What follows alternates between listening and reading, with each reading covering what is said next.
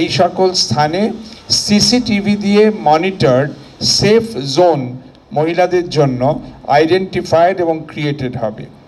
Special mobile phone app রাত্রিরের সাথী নামে police develop করে দেবে।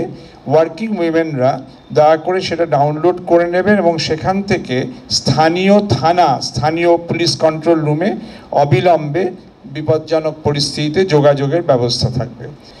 All organizations will be requested to set up Bishakha Committee on sexual harassment on women in workplaces if not done. বেসরকারি সংগঠনগুলিকেও সরকারের অনুরূপ এই কর্মসূচি অনুসরণ করতে অনুরোধ করা হবে।